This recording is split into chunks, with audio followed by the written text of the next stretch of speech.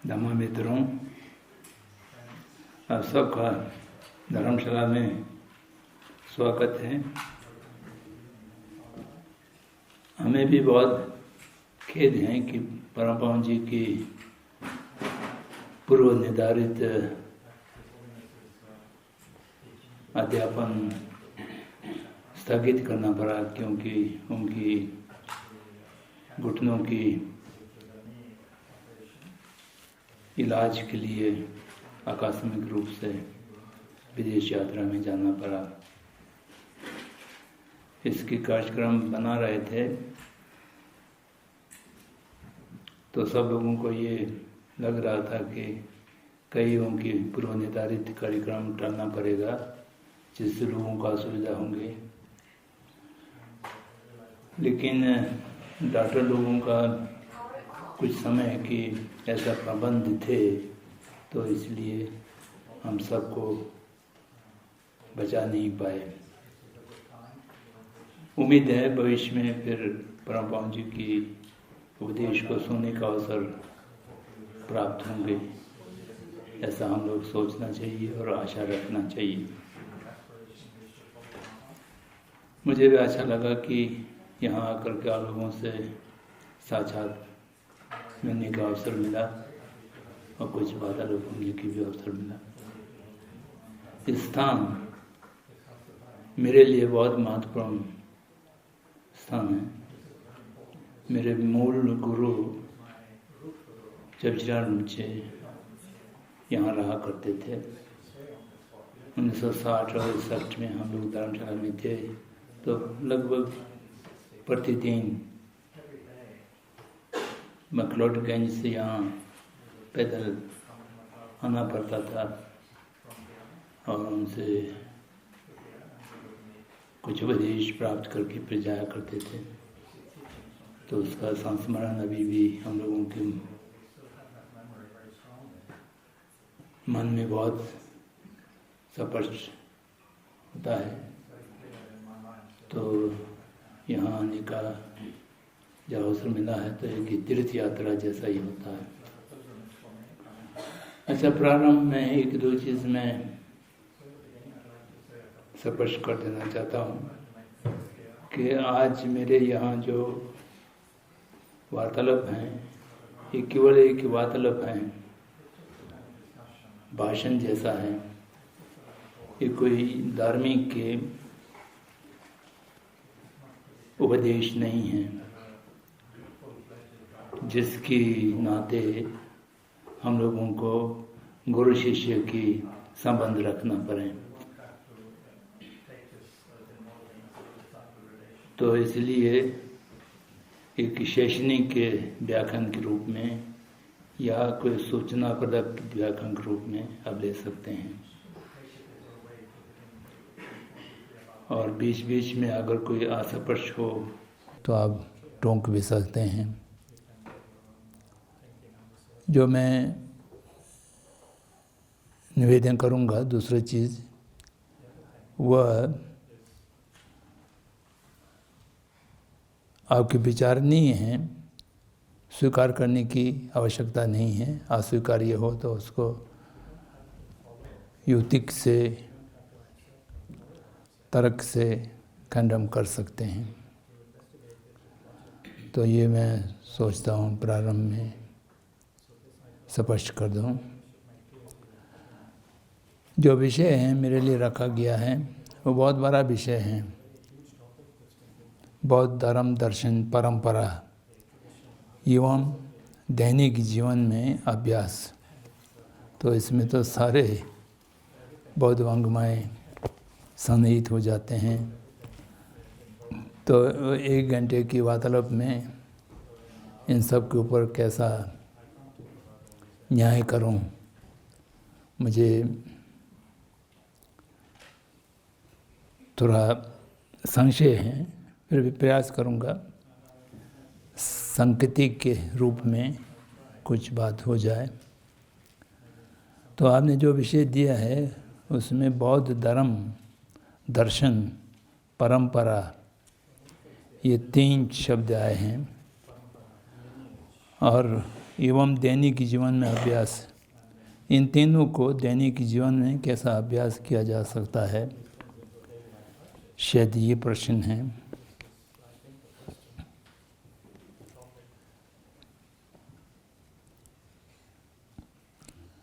तो इसमें प्रथम शब्द तो बौद्ध हैं। बौद्ध बुद्धा की प्रति संबोधित हैं। बुद्धा उस मनुष्य को कहा जाता है जिसने समस्त आवरण को प्रहान किया हो। आवरण में क्लेश आवरण और ज्ञेय आवरण दो रहता है। क्लेश आवरण मात्र वही हैं जो अकुशल मानसिकता, तो क्लेशों का संख्या गिना जाए तो मूल 6 क्लेश और उपक्लेश 20 आदि, या 5 दार्शनिक और 5 आदर्शनिक वगैरह वगैरह, वो अभिधम्म में विभिन्न किस्म होता है, तो उसमें जाने की अवकाश नहीं है। लेकिन क्लेश का अर्थ है अकुशल मानसिकता, अकुशल चित्त। अब ज्ञेय आवरण अकुशल चित्तों के माध्यम से जो एक वासना मन के ऊपर पड़ते हैं, जिसके कारण मन और विषय के बीच में एक आवरण जैसा हो जाता है।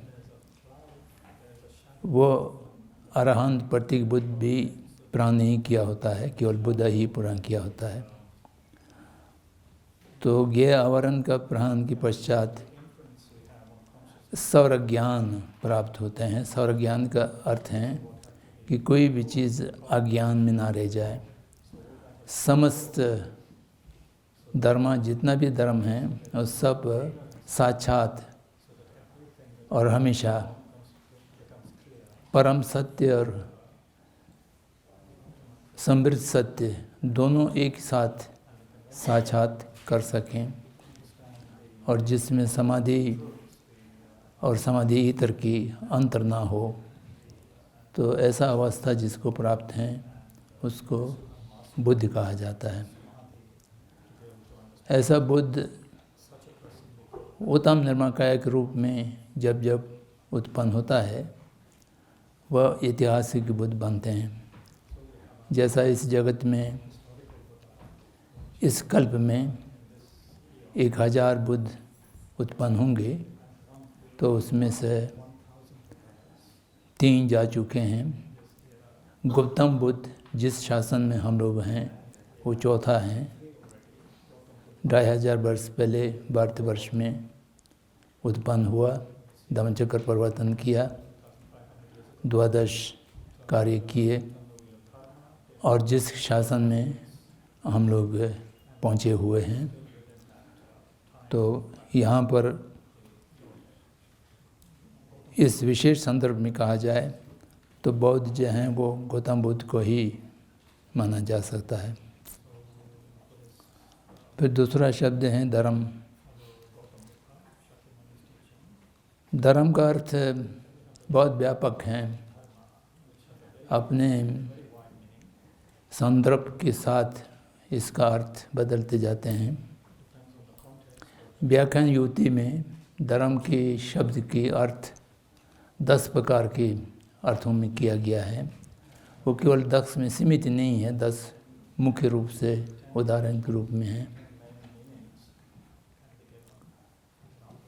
तो मूल रूप से जो गिरने वाले को थोड़ा उठाते हो, धारण करते हो, ऊपर रखते हो, उसको धर्म के शब्द से कहा गया है। जब हम बुद्ध धर्म कहते हैं तो बुद्ध के द्वारा उपदेशित मार्ग फल की व्यवस्था है, उसको धर्म कहते हैं यहाँ पर विशेष संदर्भ में।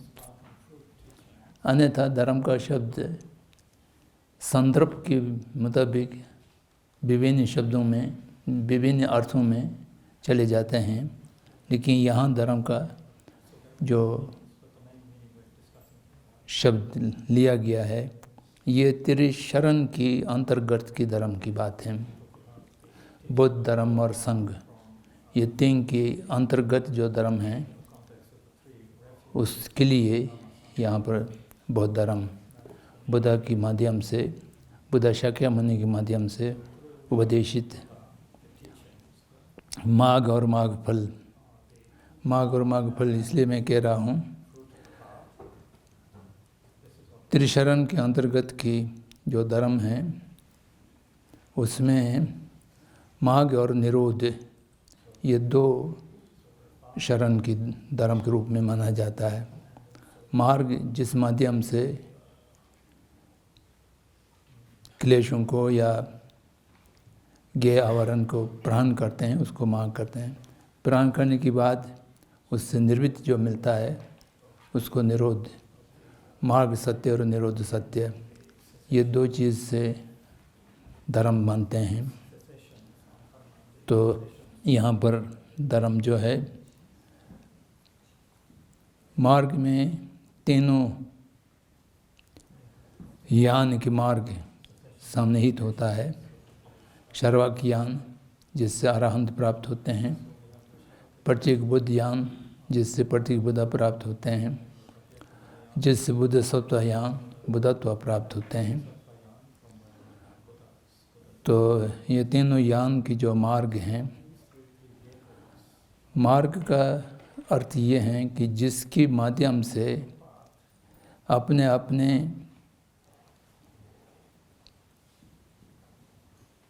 जिन चीज़ों को समाप्त और निवृत्त होना होता है उसकी निवृत्त करने वाले उसको मार्ग है। जो निवृत्त हो जाता है उसको निरोध सत्य कहते हैं।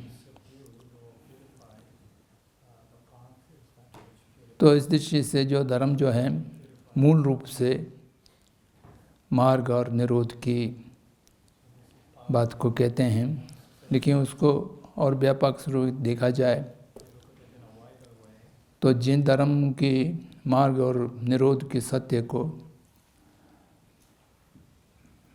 अभिव्यक्त करते हैं जो शब्द हैं उसको भी धर्म माना गया है। तो इसलिए धर्म के अंतर्गत जो आते हैं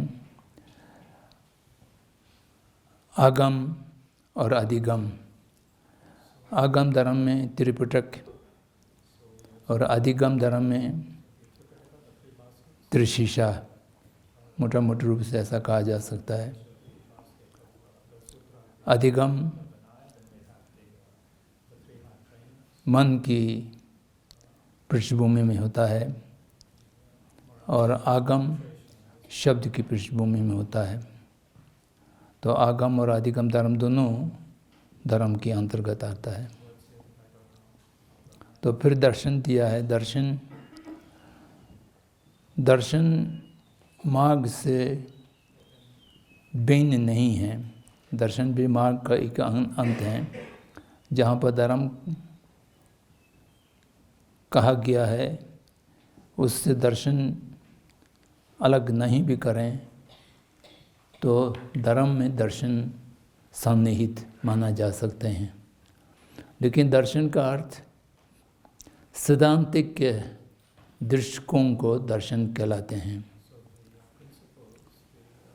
आजकल बहुत लोग दर्शन फिलॉसफी की पर्यायवाचा में लेते हैं, लेकिन वो बहुत सूक्ष्म रूप से विश्लेषण करें तो फिलॉसफी और दर्शन एक जैसे नहीं है, थोड़ा उसमें अंतर पड़ेगा। यहाँ पर दर्शन मूल रूप से सिद्धांत, एक सिद्धांत बनते हैं, उसको दृष्टा करने वाले चित्त को ही दर्शन कहलाते हैं।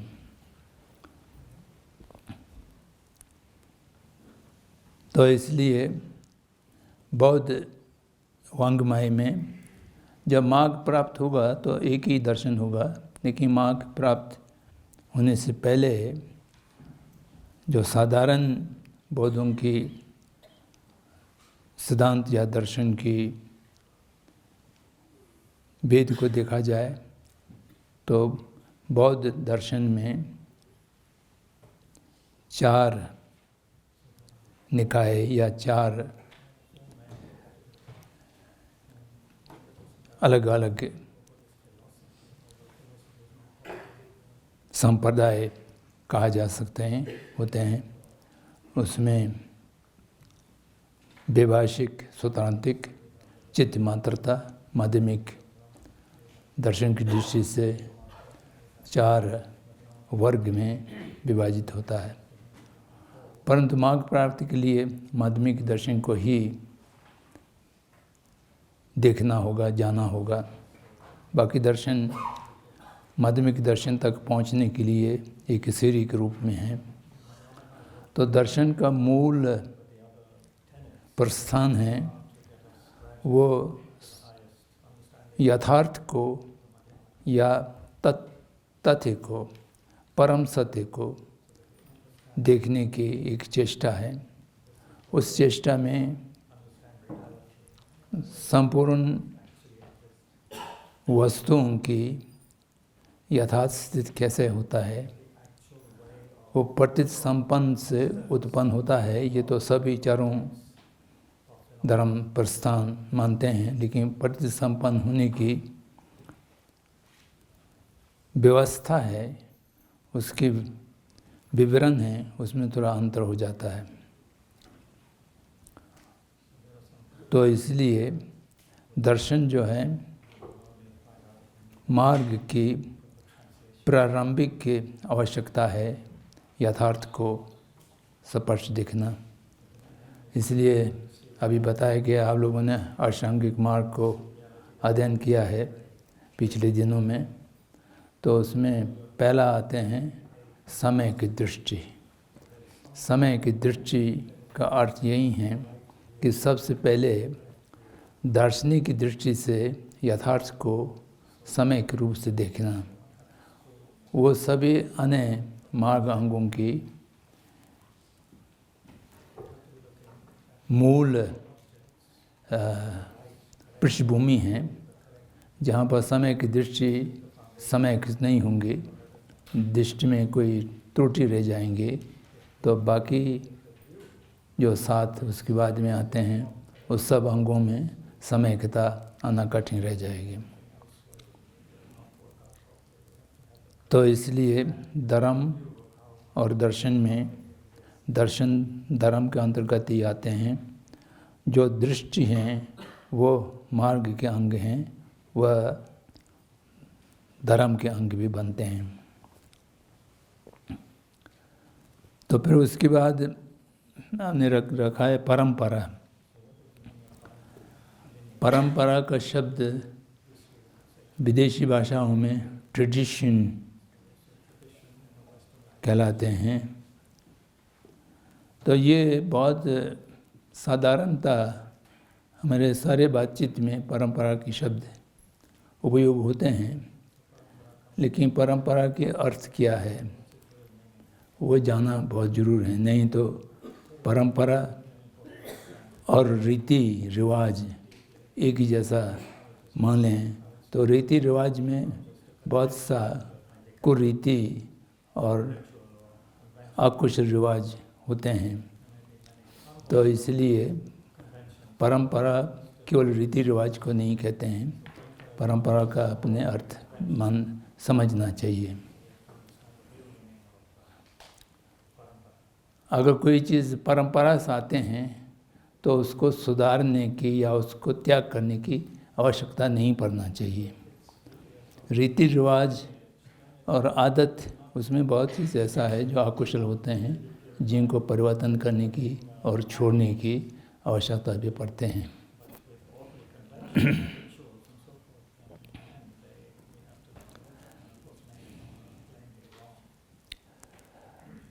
ऐसा परंपरा की परिभाषा बहुत से विद्वान लोगों ने अपने अपने दृष्टि से किया है। मुझे सबसे अच्छा लगा श्रीलंका की महाविद्वान कुमार स्वामी, वो पहले आर्कोलॉजिस्ट थे, बाद में दार्शनिक बने और बहुत धर्म का बहुत सेवा किए हैं।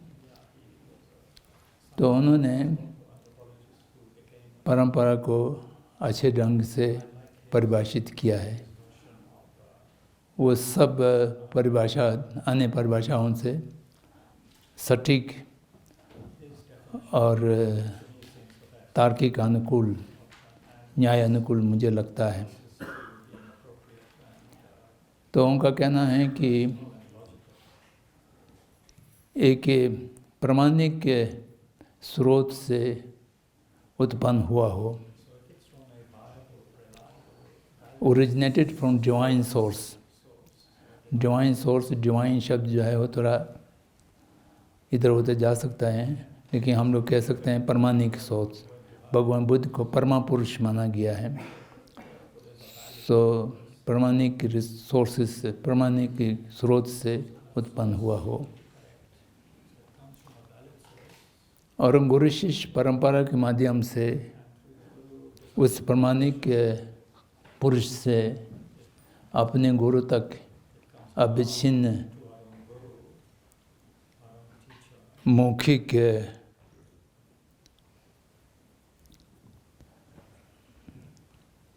प्रदत्त संप्रदाय भी परंपरा जैसा ही है, एक दूसरे को ओरल ट्रांसमिशन जो अंग्रेजी में कहते हैं, ओरल ट्रांसमिशन के माध्यम से, जैसा हम आज जो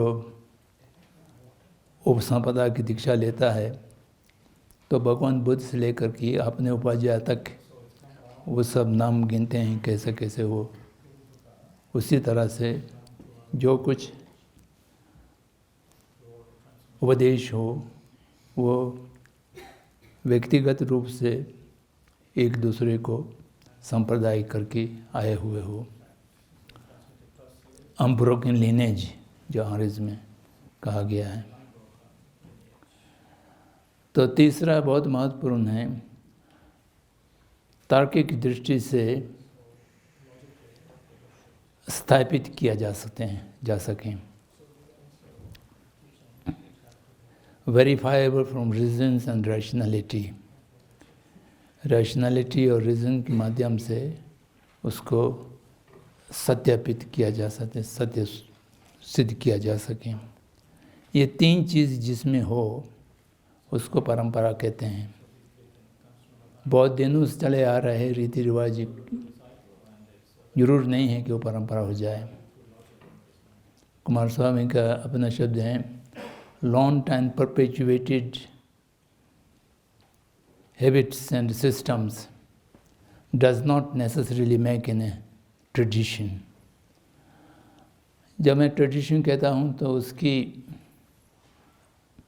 दूसरे पक्ष में आधुनिकता,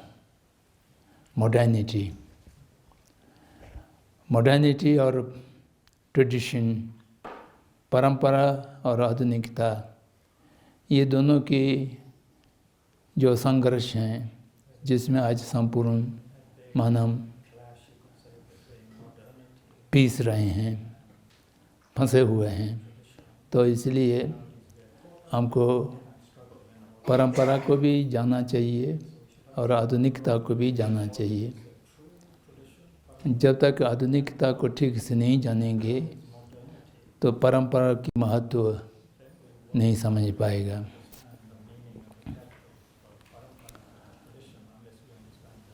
तो इतने तीन शब्दों से मैं समझता हूँ बौद्ध धर्म, दर्शन, परंपरा, इसका एक सांकेतिक व्याख्यान हो गया। अब वह भगवान बुद्ध के माध्यम से उपदेशित उनके धर्म और दर्शन की परंपरा जो अभी प्रचलित हैं, बौद्ध धर्म दर्शन की परंपरा जीवित हैं, प्रचलित हैं, ये हम ठीक से समझ सकते हैं, इसको सिद्ध भी किया जा सकता है। परंपरा में कोई बीच में त्रुटि नहीं है, अविच्छिन्न लिनेज आए हुए हैं। तो इसलिए वो हम कह सकते हैं। अब वो दैनिक जीवन में कैसा अभ्यास किया जाए, ये बहुत महत्वपूर्ण प्रश्न है। तो इस पर विचार किया जाए।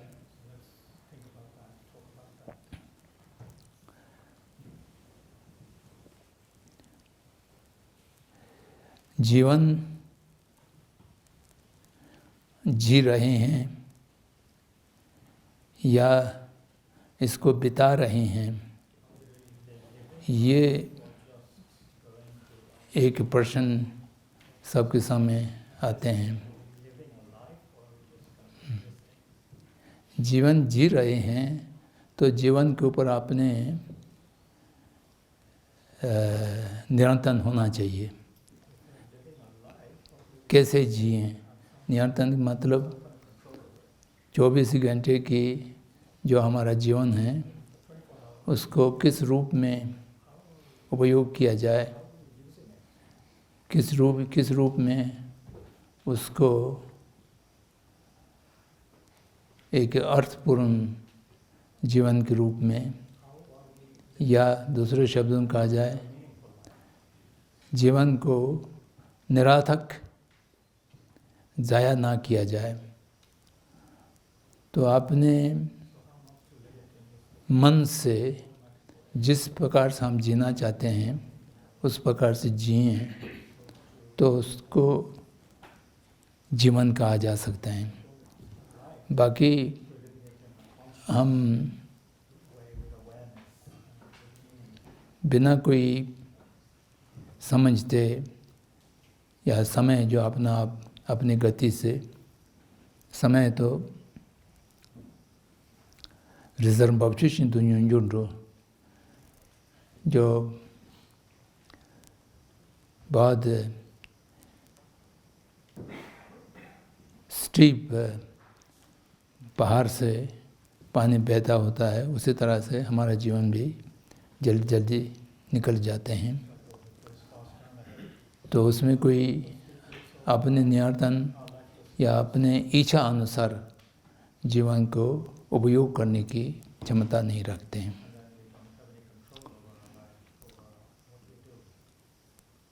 तो इसलिए अभ्यास करने की सबसे सरल और सबसे उपयोगी ये लगता है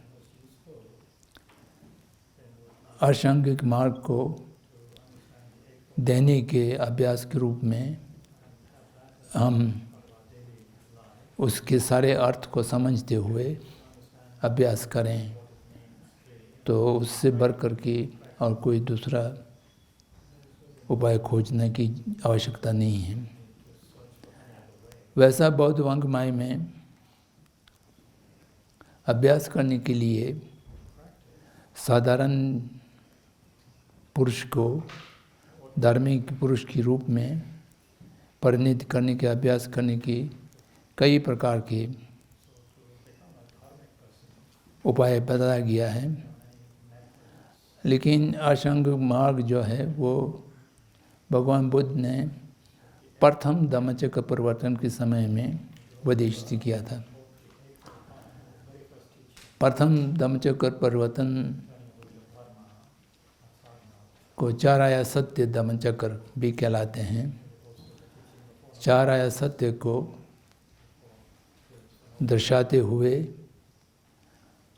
और दुख सत्य से दुख निरोध सत्य को प्राप्त करने के लिए मार्ग सत्य को अभ्यास करना चाहिए।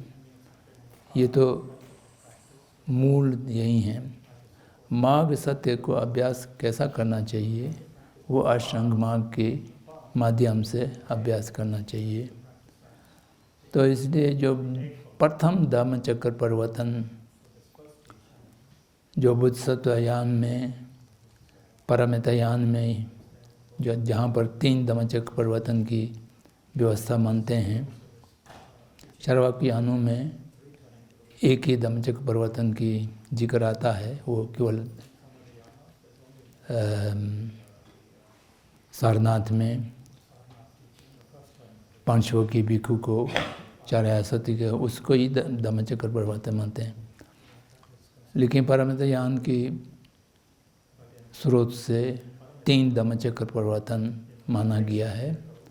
तो उसमें जो प्रथम धम्मचक्र प्रवर्तन चाराया सत्य पर आधारित उपदेश था, वो समस्त धम्मस्कंद 84,000 धम्मस्कंदों की मूल या रूट माना जा सकता है, जिससे सारे बाकी उसकी व्याख्यान के रूप में उत्पन्न हुआ है, उपदेशित हुआ है। तो इसलिए सबसे पहले समय की दृष्टि चाहिए। अपने जीवन में धर्म को उतारने के लिए सबसे पहले क्या चाहिए? सबसे पहले धर्म क्या है उसको जानने की दृष्टि, अधर्म क्या है उसको भी जानने की दृष्टि, ये दोनों होना चाहिए। यहाँ मैंने दर्शन की बात किया है। दर्शन में अनेक प्रस्थान हैं। बौद्ध दर्शन में भी 4 प्रस्थान हैं, ये मैंने कहा था। लेकिन बौद्ध धर्म का एक स्थूल सीमाएं बांधा गया है।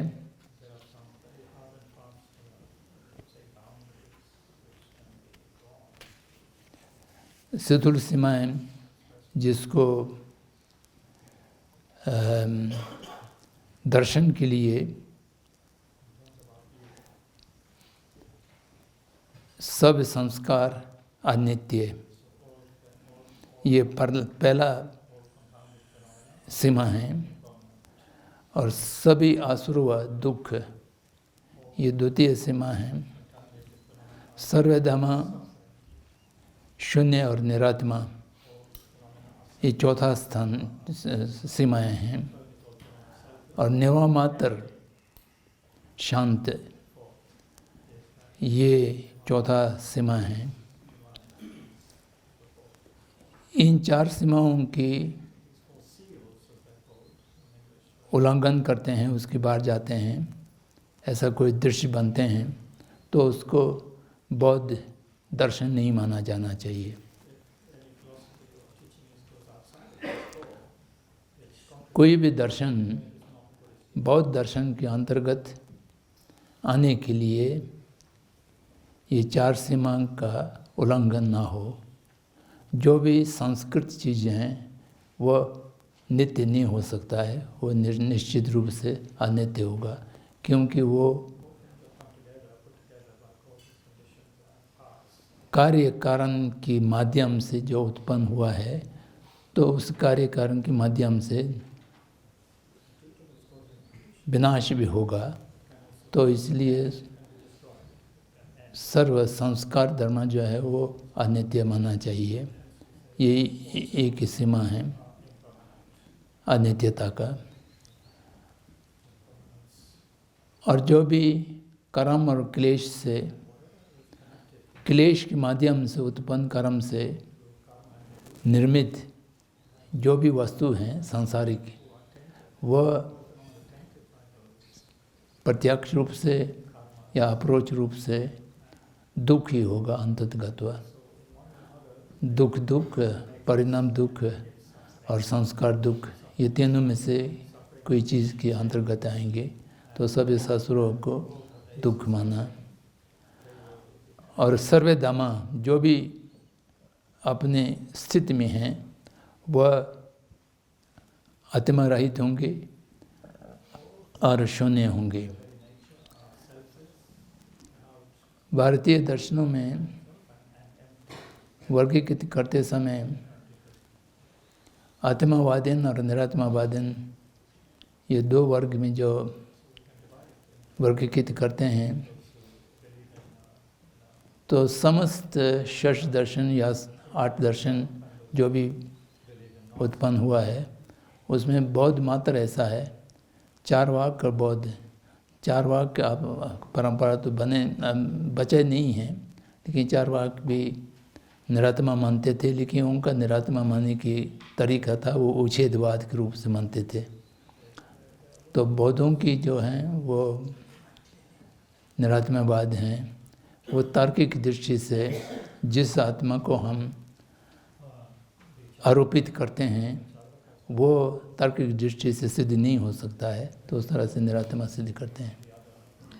वैसा ईश्वरवादी अनिश्वरवादियों की दृष्टि से देखा जाए तो जैन और बौद्ध दोनों अनिश्वरवादीन हैं, परंतु जैन आत्मावादीन हैं, निरात्मावादीन नहीं हैं।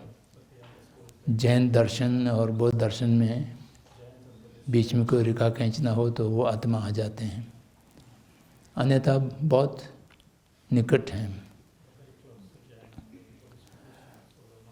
निरात्मा और शून्य ये दोनों शब्द हैं। निर्वाण का अतिरिक्त कोई भी पद, जैसा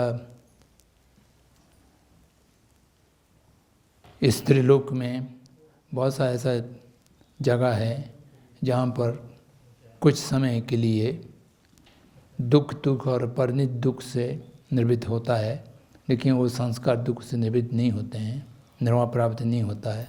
उसको अंतिम लक्ष्य मान लेने वाले बौद्ध हैं, तो उसको निकालने के लिए निर्वाण मात्र, यहाँ पर निर्वाण का अर्थ है संपूर्ण क्लेश आवरण समाप्त किया हो, प्राण किया हो, तो वो मात्र। तो ये चार सीमाएं के अंदर जो भी दर्शन का सिद्धांत का विभिन्न रहते हैं वो अबौध नहीं होता है अगर ये चार सीमाओं में रहें। तो उस सीमा का अंतर्गत रहने वाले एक समय की दृष्टि अपने मन में उत्पन्न हो, अपने दृष्टिकोण में आवें, तो ये अष्टांग मार्ग की प्रथम सीढ़ी प्राप्त माना जा सकते हैं। तो इसमें अनित्यता की दृष्टि होना चाहिए, निरात्मा की दृष्टि होना चाहिए, शून्यता की दृष्टि होना चाहिए, और निर्वाण का अतिरिक्त कोई भी दुख निरोध नहीं है इसकी दृष्टि होना चाहिए। इन दृष्टियों से बने हुए एक कोई दृष्टि बने तो वो समय की दृष्टि है। उस समय की दृष्टि से एक ही इच्छा, एक अभिलाषा उत्पन्न होता है, वह ये है कि समस्त दुखों से निर्वृत्त होकर के निर्वाण प्राप्त करने के कार्य करना चाहिए, क्योंकि जब तक के शास्त्रों से आगे नहीं जाते हैं, क्लेशों से उत्पन्न कर्म के संचय से आगे नहीं जाते हैं, जैसे भी जगत में उत्पन्न हो वो दुख की सीमा से बाहर नहीं है। तो इसलिए मृत्यु और जन्म की चक्र से निवृत्त होना चाहिए, और उस निवृत्त होने के लिए मार्ग की अभ्यास करना चाहिए। ऐसा इच्छा उत्पन्न समय की दृष्टि से ही होगा। समय की दृष्टि से अब देखते हैं कि ये जीवन अनित्य हैं और व्यक्ति निरात्मा हैं। व्यक्ति निरात्मा होने के कारण व्यक्ति की सभी अकुशल कार्य के संचय हैं या अकुशल कार्य की हेतु अकुशल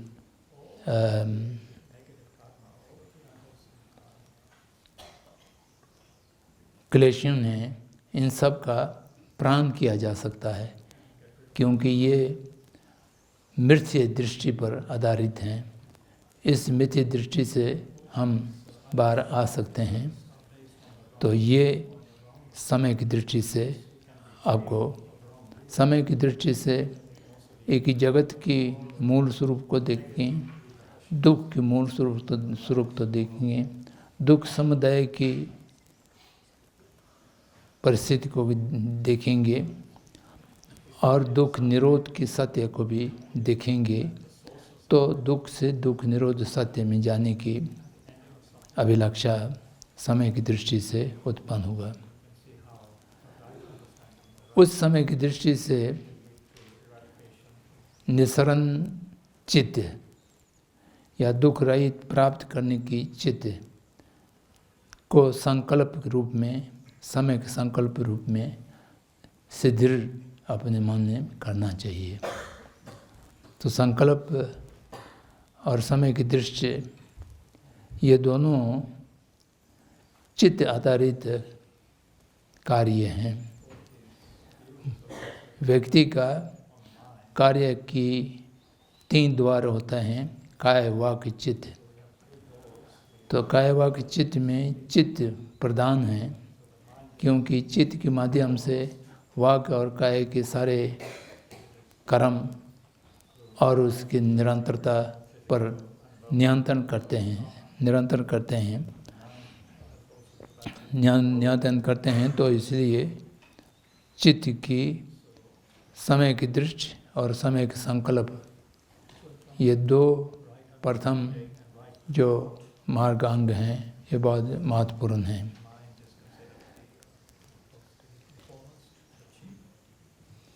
तो समय की दृष्टि से समय के संकल्प का उत्पन्न हुआ। समय के संकल्प के उत्पन्न होने के बाद समय के वाक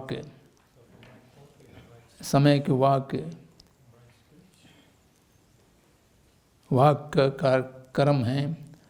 समय के कर्म ये तीनों काय वाक चित्त तीनों की कर्म है। तो ये उत्पन्न होता है।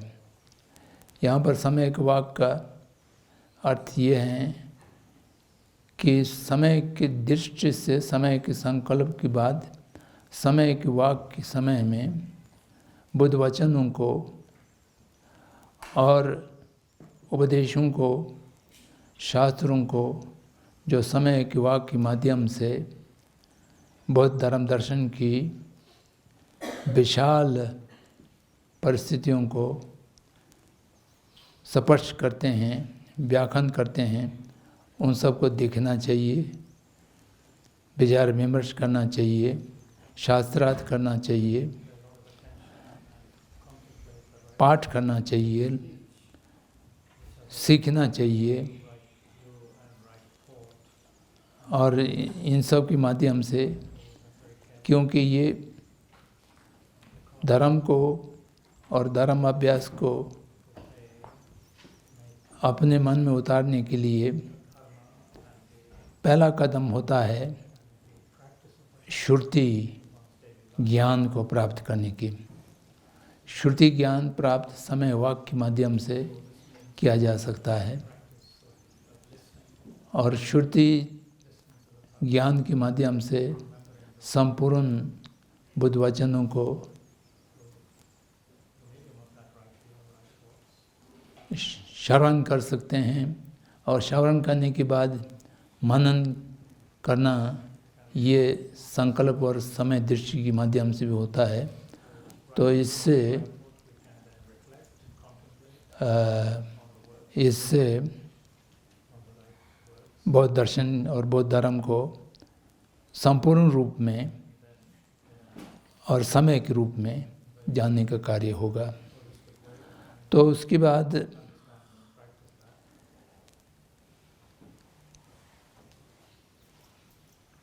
समय के कर्म, तो ये अधिकांशतः कायिक कर्म पर रेफर करते हैं। तो वो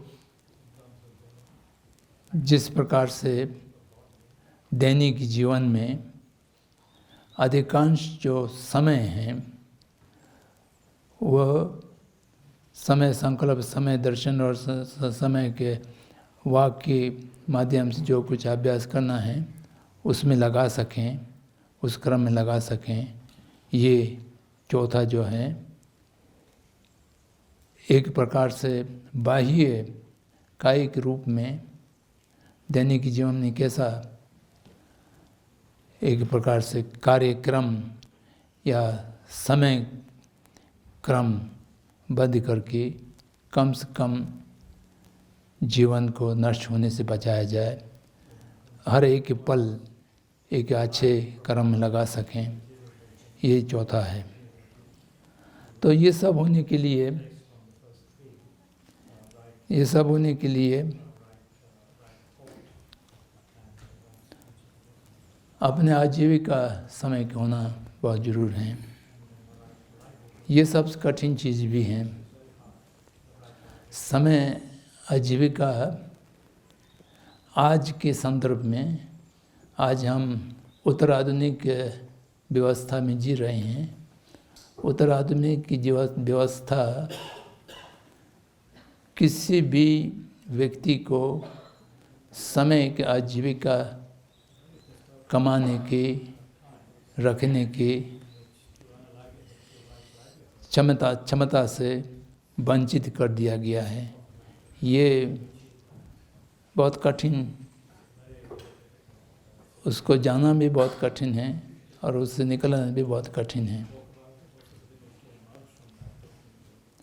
यहाँ बहुत प्रासंगिक नहीं है, लेकिन फिर भी बताना पड़ेगा समय का आजीविका हम कैसा रख सकते हैं।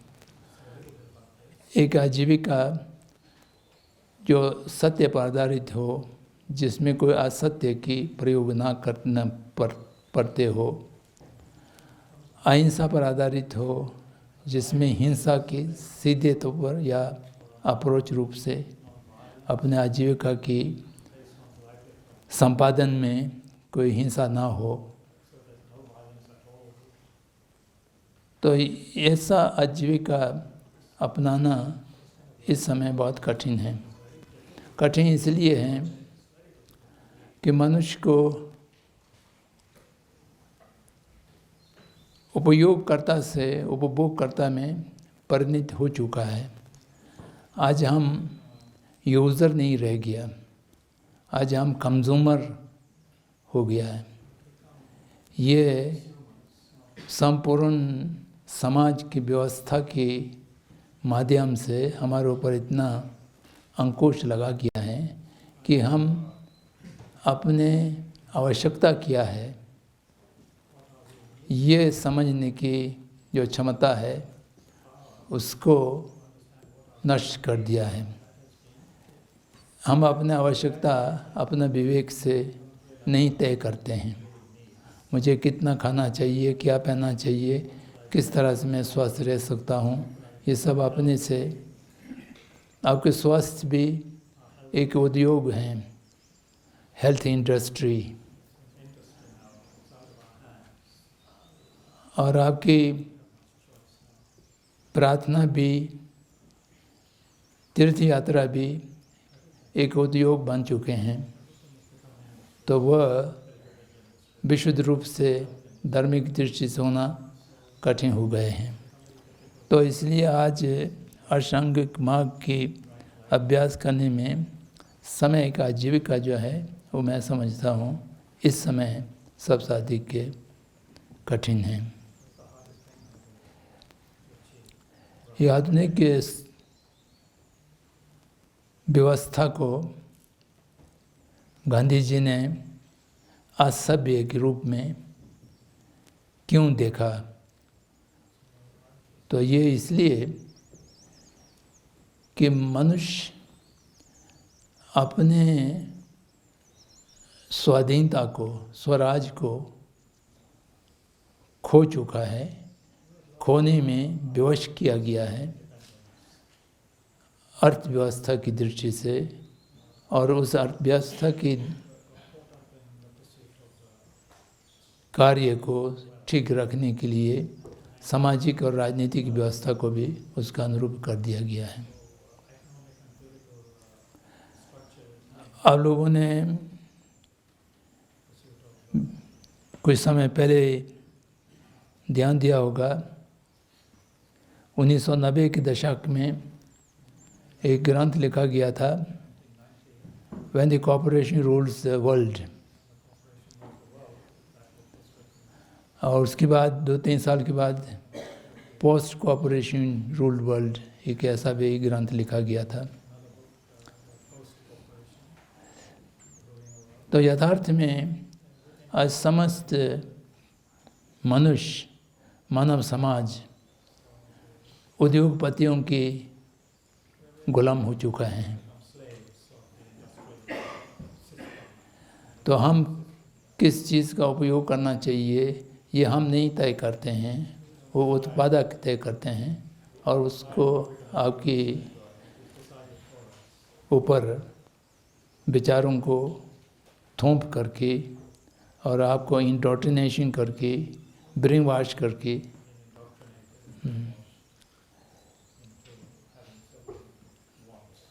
तुलना करना और पता करना, इसके माध्यम से अब दुनिया में मेरे ख्याल से कोई भी देश ऐसा छूट नहीं गया जो राष्ट्र के रूप में रहते हो, जिसके साकार भी हो, लेकिन वो 2-3-4 उद्योगपतियों की नियंत्रण में ना हो।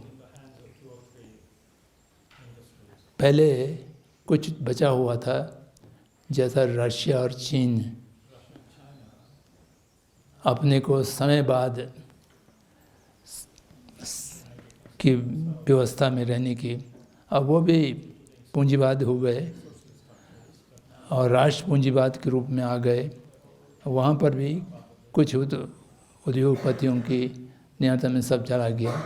तो इसलिए दुनिया में कोई ऐसा देश नहीं बचा जो जनता की इच्छा से शासन चलता हो।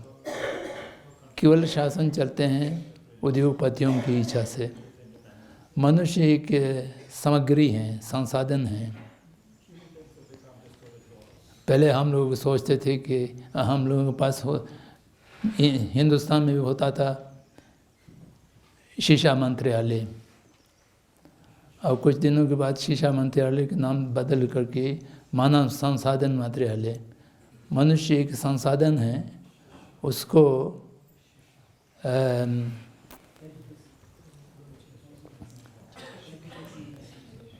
ऐसा बनाना है, ऐसा उत्पादित करना है, उस संसाधन को शिक्षा के माध्यम से, एजुकेशन के माध्यम से, जो उद्योग घरानों की नौकरी करने के लिए सक्षम हो और आज्ञाकारी हो, अपने स्वाधीन मन का उपयोग ना करें, तार्किक ना बने, बहुत आज्ञाकारी बने रहें, ऐसा हम मानव संसाधन को प्रोसेस करते हैं। तो ऐसे समय में समय का जीविका अपनाना बहुत कठिन हो गए हैं। मुझे अपने व्यक्तिगत अनुभव में ऐसा बहुत समय आया। एक बार मैं ऑफिस की काम कर रहे थे, ऑफिस में था, तब कई न्यास की, ट्रस्टीज़ की, संगठनों की काम देखना पड़ते थे। तो उस समय एक बहुत सक्षम चार्टर्ड अकाउंटेंट हम लोग काम करते थे। मैंने उनसे कहा कि देखिए, कहीं पर भी असत्य नहीं आना चाहिए। जो कुछ हम कर रहे हैं, जो कुछ हो गया है, उसको यथार्थ में, उसको असत्य वाक्य से या कागज़ों से इधर उधर मत करिए। नुकसान होगा, फायदा होगा, उसके बात दूसरे हैं, लेकिन असत्य की सहारा हमें नहीं लेना चाहिए और कानून का भी उल्लंघन नहीं होना चाहिए। ये दोनों ख्याल रखिए, बाकी आप चिंता मत करिए। तो उन्होंने कहा कि तब मैं नहीं काम कर सकूँगा। कुछ असत्य के सहारे लिए बिना या कुछ कानूनों का उल्लंघन किए बिना ये संस्था चल नहीं पाएंगे। फिर भी मैं आग्रह रहा कि नहीं, संस्था को नुकसान पहुंचते हैं या संस्था बंद हो जाते हैं, उसका चिंता मत करिए, लेकिन हम असत्य की बागी नहीं बनेंगे। तो कुछ दिनों के बाद उस चार्टर्ड अकाउंटेंट ने हमारा काम छोड़ दिया, अब कोई दूसरा आदमी। तो ये मैं इसलिए उदाहरण दे रहा हूँ, आज जो समाज की, राष्ट्र की, कानून की सारी व्यवस्था को देखते हुए समय का आजीविका कोई आदमी भीख मांग करके शायद चला सकते हो, लेकिन अब इसमें कुछ कृषक हैं या कुछ ऐसा वेतनभोगी हो सकता है जो अपने मालिक भी हिंसात्मक या असत्यत्मक कार्य नहीं कर रहे हो। तो ऐसे चाहे जो भी हो, समय का आजीविका की अर्थ ये है कि असत्य की सहारा ना लेना पड़े, सीधे या अप्रोच रूप से कहीं हिंसक कारण ना बने। ये दो चीज़ को ध्यान रखते हुए कोई आजीविका मिल जाए तब वो समय का आजीविका होगा। अपने परिश्रम से जो कुछ कमा सकते हो और उसके उपयोग अपने आवश्यकता, सच्ची आवश्यकता उनकी अनुकूल उपयोग कर सकते हो, तो वही समय का आजीविका होगा। जो आवश्यकता से अधिक कुछ भी हम उपयोग करते हैं वो उपभोग हो जाएगा और वो किस अन्य की हिस्सा का हम अपहरण कर रहे होंगे। तो ये गांधी जी का कहना बहुत सही है। आजीविका जीवन के लिए अनिवार्य है। कोई भी जीवन आजीविका के साधन के बिना नहीं चल सकते हैं, और आजीविका समय के ना होने से सारे जीवन दूषित हो जाता है। ये सबसे कठिन चीज़ है। तो उसके बाद समय के प्रयास, ये वीर्य पारमिता की अभ्यास हैं। आलस ना हो और समय के नष्ट ना हो, काय वाक्य चित्त तीनों के माध्यम से लगातार प्रयासरत रहें।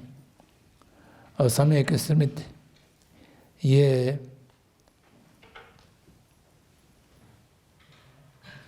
काय वाक्य चित्त की सारे कार्यों को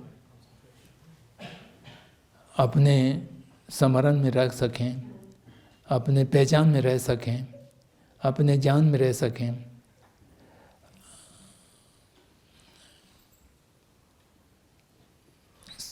स्मरण, अनुस्मृति और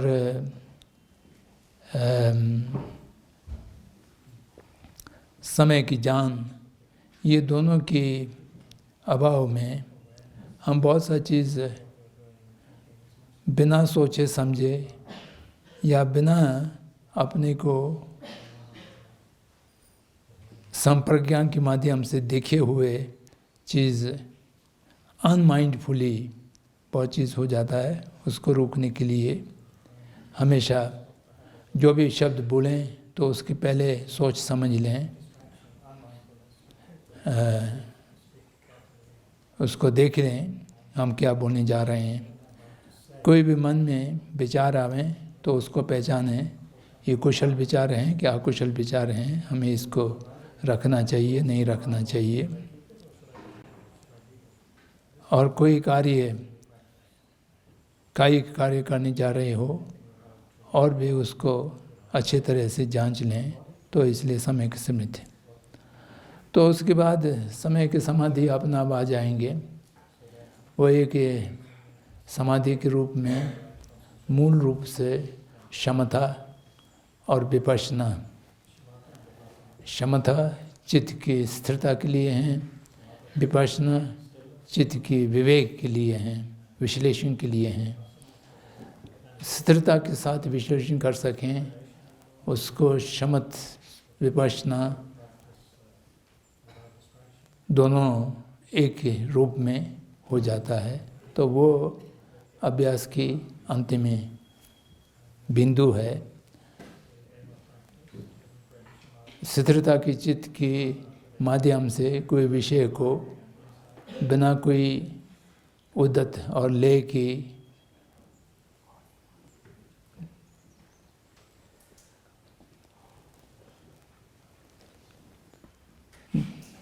माध्यम से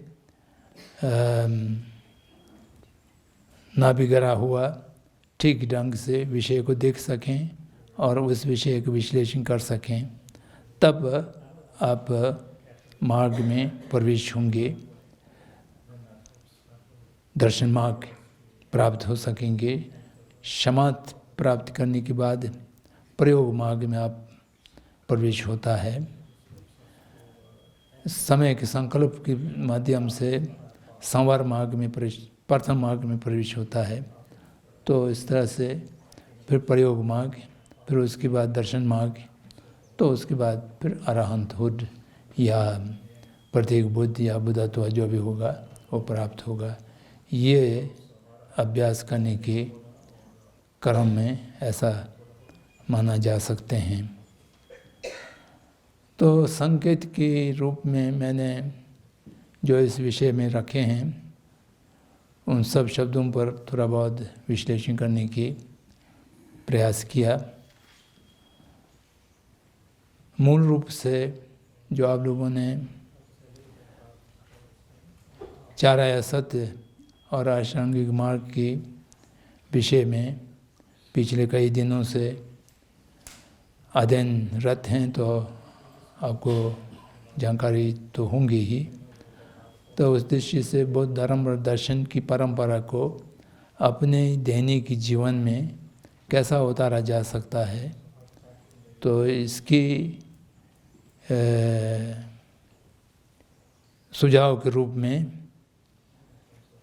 आष्टांगिक मार्ग को अपना करके कैसा चल सकते हैं।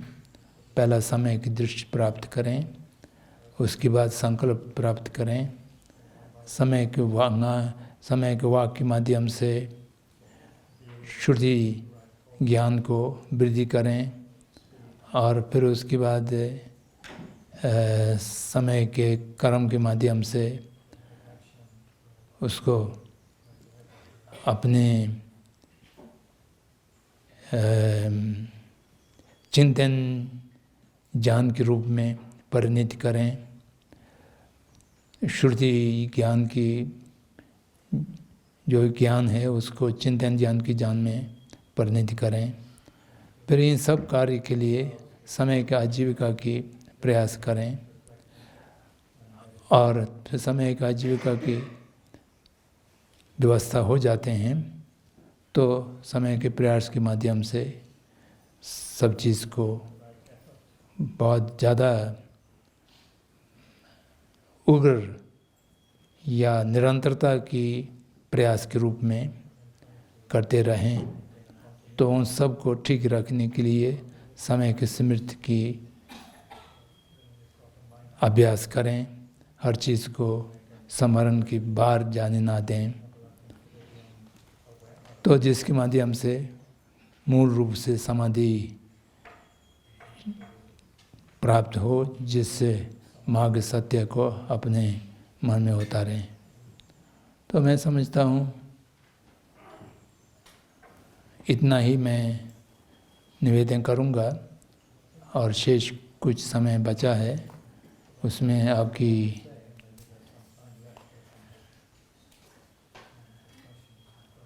कोई प्रतिक्रिया हो या प्रश्न हो या कोई सुझाव हो, उस पर थोड़ा बहुत ध्यान दिया जाए। आपके ध्यान के लिए आभारी हूँ।